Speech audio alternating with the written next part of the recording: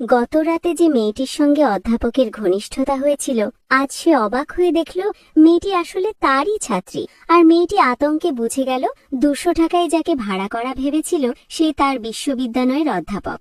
লজ্জা আর ভয়ে মেয়েটি নিজেকে সামলাতে পারছিল না। এরই মধ্যে আরেক বিপদ। গোপনে প্রেগন্যান্সি টেস্ট করে দেখল 2টি দাগ। 1 মাস আগে নিজের বিয়ের দিন সে জানতে পারে হবু স্বামী তাকে ঠকিয়েছে। সঙ্গে সঙ্গে সম্পর্ক ভেঙে একাই হোটেলে যায়। মদ খেয়ে নিজেকে ভোলাতে গিয়ে এক মাতাল লোকের সঙ্গে রাত কাটায়, যিনি আসলে সেই অধ্যাপক। সকালে মেয়েটি চলে গেলেও অধ্যাপক বুঝে ফেলেন সে একজন কলেজ ছাত্রী, আর সে প্রথমবার এমন সম্পর্কে জড়িয়েছে। কয়েকদিন পর ক্লাসে ঢুকেই মেয়েটির মাথায় বাজ পড়ে। নতুন অধ্যাপক দেখতে হুবহু সেই রাতের মানুষ। দুজনেই একে অপরকে চিনে ফেলে। মেয়েটি এড়িয়ে চলতে চাইলেও অধ্যাপক তাকে অফিসে ডাকেন। সে অনুনয় করে বলে ওটা শুধু একটা দুর্ঘটনা ছিল, দয়া করে কিছুই হয়নি ধরে নিন। কিন্তু 1 মাস পর ক্লাস শেষে হঠাৎ মেয়েটির বমি শুরু হয়। অধ্যাপক দেখে সঙ্গে সঙ্গে বুঝে যান প্রেগন্যান্সি রিপোর্টে সব পরিষ্কার। বাধ্য হয়ে মেয়েটি সব স্বীকার করে।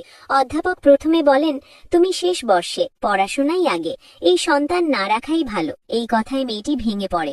কিন্তু ঠিক তখনই অধ্যাপক বলেন, আরেকটা পথ আছে, আমরা বিয়ে করি। বিশ্বাসঘাতকতার পর মেয়েটি প্রেমে ভরসা হারিয়েছিল, তবুও অধ্যাপকের স্থির জীবন ও দায়িত্বশীল কথা তাকে রাজি করিয়ে ফেলে।